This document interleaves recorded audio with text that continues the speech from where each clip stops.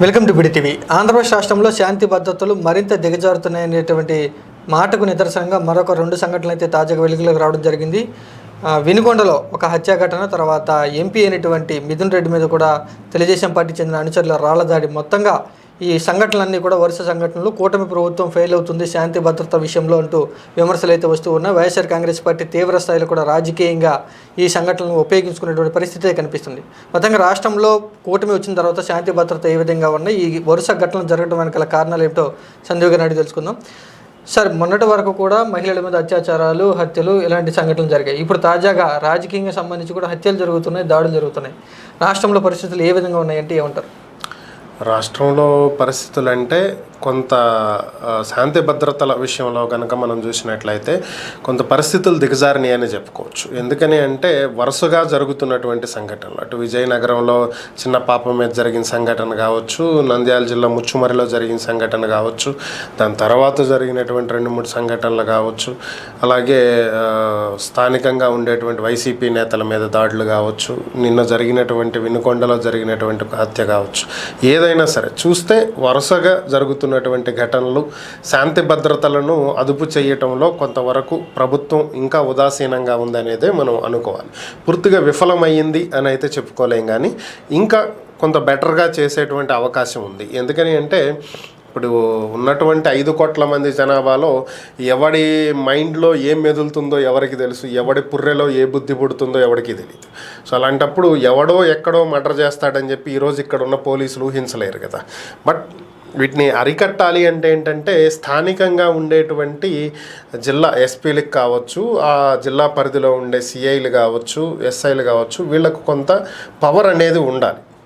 So అంటే ఒకసారి తప్పు జరిగినప్పుడు వాళ్ళు తీసుకునేటువంటి చర్యలే రెండవసారి ఆ తప్పు జరగకుండా ఆపగలుగుతాయి. అంటే ఒక్కసారి స్టేట్లో ఏదైనా సరే ఒక విషయం మీద ప్రభుత్వం సీరియస్ అయ్యింది అనేటువంటి నోటు రాష్ట్ర వ్యాప్తంగా వెళితే రెండోసారి రాష్ట్ర వ్యాప్తంగా ఇంకో ఘటన జరగటానికి, అలాంటి పనులు చేయడానికి భయపడే అవకాశం ఉంటుంది. అంటే మనం ఇలాంటివి చేస్తే ప్రభుత్వం చూస్తూ ఊరుకోదు, సో కఠినంగా చర్యలు తీసుకుంటుంది అనేటువంటి సంకేతం పంపించగలగాలి.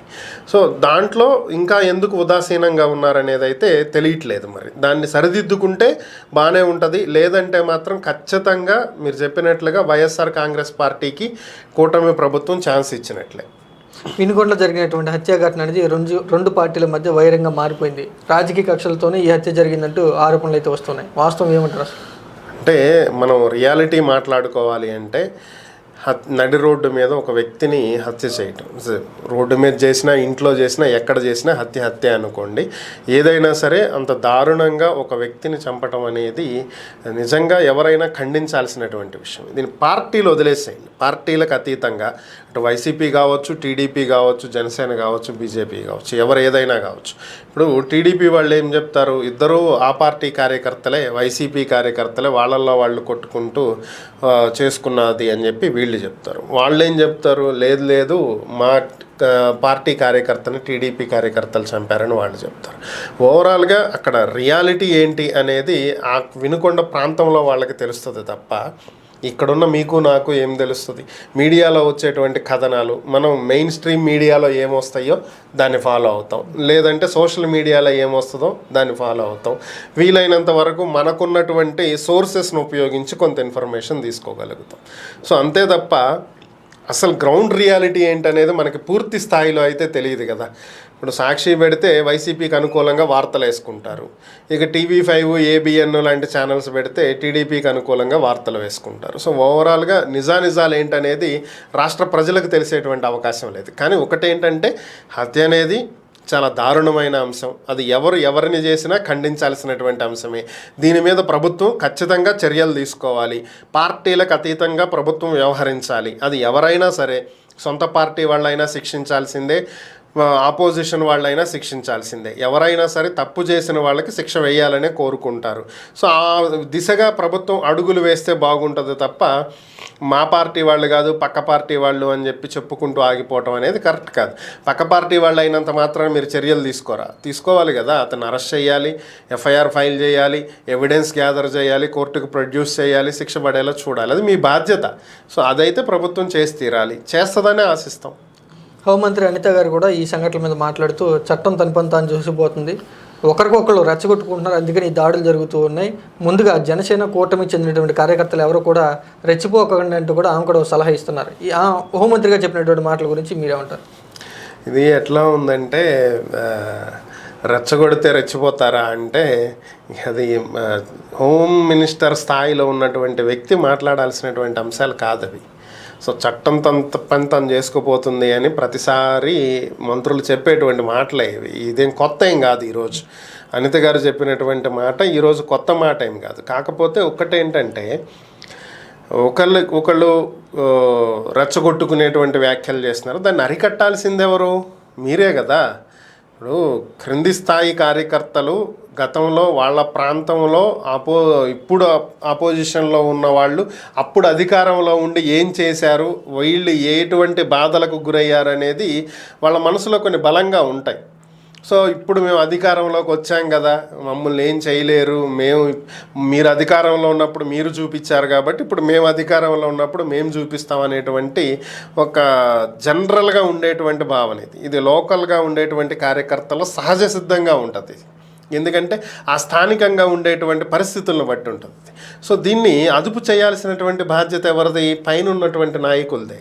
ఇప్పుడు చంద్రబాబు నాయుడు సీరియస్గా వార్నింగ్ ఇస్తే క్రింది స్థాయిలో ఉన్న కార్యకర్తల వరకు ఆగిపోరా?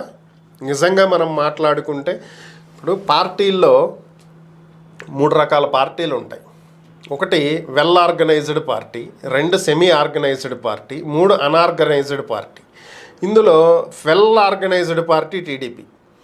సో టీడీపీలో ఏది జరగాలన్నా సరే ఒక ఆర్గనైజేషనల్ స్ట్రక్చర్లోనే జరుగుతుంది. ఒక పద్ధతి ప్రకారం అన్నీ అధినేత దగ్గర నుంచి కింద వరకు ఒక హైరార్చియల్ స్ట్రక్చర్లోనే జరుగుతాయి. ఎవడంటే ఆ నిర్ణయాలు తీసుకుంటానికి అవ్వదు, ఎవడంటే వాడు ఏదంటే చెప్పడానికి అవ్వదు. ఇక సెమీ ఆర్గనైజ్డ్ పార్టీ ఏది వైసీపీ లాంటి సగం ఆర్గనైజ్డ్గా జరుగుతుంది, సగం అన్ఆర్గనైజ్డ్గా ఎవడికి నచ్చింది ఆడు చేసుకుంటుంటాడు, ఎవడిష్టం వచ్చినట్టు ఆడు ప్రవర్తిస్తుంటాడు. ఇక అన్ఆర్గనైజ్డ్ పార్టీ జనసేన, ఇక ఎవరికి అదుపు ఏమీ ఉండదు, ఇక వాళ్ళ ఇష్టం అన్నమాట. సో కార్యకర్తలు పవన్ కళ్యాణ్ అంటే ఒక పిచ్చితో ఉంటారు కాబట్టి వాళ్ళని కంట్రోల్ చేసే పరిస్థితి పవన్ కళ్యాణ్ ఎంత ట్రై చేసినా కూడా ఏదో ఒక మూల ఏదో ఒకటి జరుగుతూనే ఉంటుంది. పూర్తి స్థాయిలో ఆయన కూడా అదుపు చేయలేడు. ఎందుకంటే ఆ ఆర్గనైజేషనల్ స్ట్రక్చర్ ఇంకా దానికి డెవలప్ కాల, కొంత టైం పడుతుంది. కాబట్టి ఇప్పుడు చంద్రబాబు నాయుడు తలుచుకుంటే దీన్ని ఆపటం పెద్ద విషయం కాదు. రాష్ట్రంలో ఏ మూల ఎక్కడా కూడా చిన్న పొరపాటు కూడా జరగకుండా ఆపచ్చు. ఇది ఈ పార్టీల మధ్యలో జరుగుతున్నటువంటి దాడుల గురించి మాట్లాడుతున్నాం. ఇతర దోపిడీలు, దొంగతనాలు, అత్యాచారాలు అంటే అది వేరే విధంగా చర్యలు తీసుకోవాల్సినవి.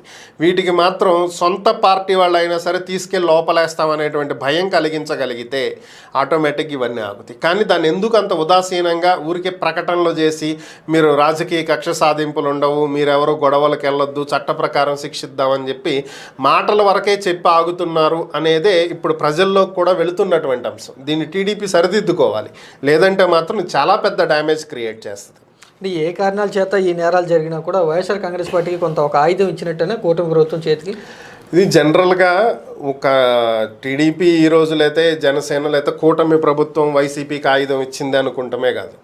జనరల్గా ఎలా ఉంటుందంటే ఇదే పరిస్థితుల్లో కూటమి ఉన్నా కూడా ఇప్పుడు వైసీపీ అధికారంలో ఉన్న దీన్ని వాళ్ళు కూడా ఆయుధంగానే వాడుకుంటారు. ఎవరికి వాళ్ళు జరిగినటువంటి సంఘటనని వాళ్ళకు అనుకూలంగా మలుచుకోవాలనే చూస్తారు. వైసీపీ టీడీపీని నిందిస్తుంది, టీడీపీ వైసీపీని నిందిస్తుంది. ఇప్పుడు వైసీపీ మా కార్యకర్తలనే చంపుతున్నారని చెప్తుంది. వాళ్ళు నిజంగా వైసీపీ కార్యకర్తలో లేదో కూడా ఎవరికి తెలుసు? సో అలాగే టీడీపీ కూడా చెప్తుంది మా కార్యకర్తలనే చంపుతున్నారని. వాళ్ళు టీడీపీ కార్యకర్తలో లేదో జనం చూసారా? లేదు కదా. సో అక్కడ ఉండేటువంటి స్థానికంగా ఉండేటువంటి ప్రజలకే రియాలిటీ ఏంటనేది తెలుస్తుంది తప్ప బయట ప్రపంచానికి మీడియా, సోషల్ మీడియా ఏది చూపిస్తే అదే ప్రొజెక్ట్ అవుతుంది. ఈ చూపించేటువంటి మీడియా నిజాలను చూపించే పరిస్థితుల్లో లేదు. ప్రస్తుతం ఉన్నటువంటి మెయిన్ స్ట్రీమ్ మీడియా కానీ సోషల్ మీడియా కానీ బయాస్డ్గా పార్టీల వైపు వెళ్ళిపోయి ఉన్నాయి. న్యూట్రల్ మీడియా అనేది లేదు, నిజాలను చూపిస్తున్నటువంటి మీడియా లేదు. ఇది ఎవరు అవునన్నా ఎవరు కాదన్నా దీనికి కొంతమందికి బాధ కలిగించినా ఇది వాస్తవం. ఏదో ఒక పార్టీ వైపు నుంచి నడవాల్సిందే తప్ప అది డైరెక్ట్గానో ఇండైరెక్ట్గానో న్యూట్రల్గా ఏం జరిగినా సరే, ఎవరు ఎంత ఒత్తిళ్లు తీసుకొచ్చినా సరే ఉన్నది ఉన్నట్టు చూపిస్తాం అనేటువంటి స్థితిలో ప్రజెంట్ మీడియా అయితే లేదు. కాబట్టి అసలు నిజాలు ప్రజలకు తెలియట్లేదు. Okay, thank you sir. Sandeep గారు చెప్పినటువంటి విశ్లేషణ బట్టి చూస్తే రాష్ట్రంలో జరుగుతున్నటువంటి వరుస ఘటనల ప్రకారం కూటమి ప్రభుత్వం మీద కొంత వ్యతిరేకత వస్తుంది, శాంతి భద్రతలు కూడా కొంత క్షీణించాయనేటువంటి అంశాన్ని అయితే చెప్తున్నారు.